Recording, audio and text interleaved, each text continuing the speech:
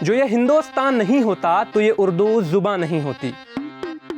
किसी शायर की कलम से निकली ये लाइनें बताती हैं कि उर्दू की असली पहचान क्या है और उर्दू भाषा कहां से आई है। हम हिंदुस्तानियों के लबों पर तो उर्दू कई सदियों से रही है, लेकिन पिछले कुछ सालों से उर्दू अपनी पहचान को लेकर सुर्खियों में बनी हुई है। हाल ही में हल्दीराम पैकेट पर अरबी में लिखे कुछ शब्दों को उर्दू बताकर नाराजगी जताई गई, जिसके बाद उर्दू के नाम पर एक बड़ा विरोध देखने को मिला। बात यहाँ पर नहीं रुकी, हल्दीराम के खिलाफ सोशल मीडिया पर हैशटैग भी चलाए गए। भारत में वक्त वक्त पर उर्दू जुबान का विरोध देखने को मिलता है। उर्दू से नफरत की जाती है। किसी प्रोडक्ट के पैक पर उर्दू लिखा है तो वह विवादों का जरिया बन जाता है। कई जिलों के नाम इसलिए बदल दिए जाते हैं कि वो लफ्ज उर्दू भाषा से संबंधित होते हैं। कोई कहता है उर्दू मुसलमानों की भाषा है, कोई कहता है उर्दू पाकिस्तान की भाषा है और भारत की भाषा हिंदी है। तमाम तरह के विवादों और बहसों के बीच आइए जानते हैं कि उर्दू भाषा का जन्म कहां से हुआ। उर्दू का जन्म 12वीं शताब्दी में उत्तर पश्चिमी भारत के क्षेत्रीय आम बोलचाल की भाषा से हुआ था।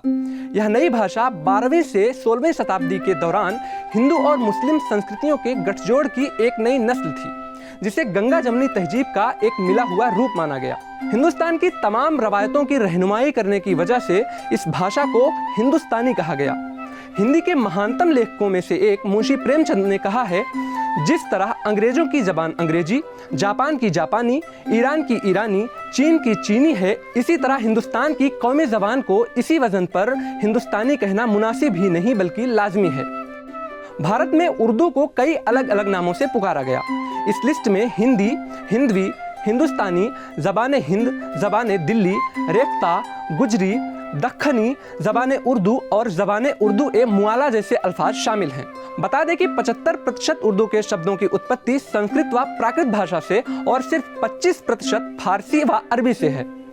भारत में उर्दू को लेकर कई बार विवाद हो चुका है। पिछले कुछ सालों से देश के कई राज्यों में ऐसे इलाकों का नाम बदलने की मांग हुई जो उर्दू भाषा में थे।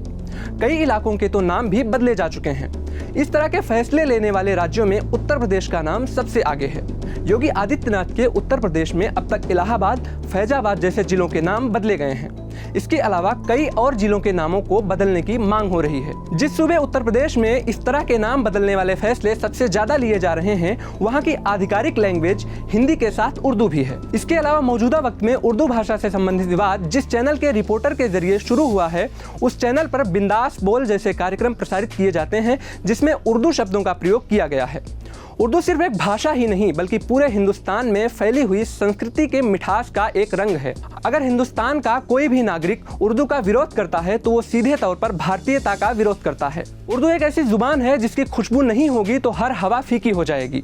किसी शायर ने कहा है, सलीके से हवाओं में जो खुशबू घोल सकते हैं, अभी कुछ लोग बाकी हैं जो उर्दू बोल सकते हैं।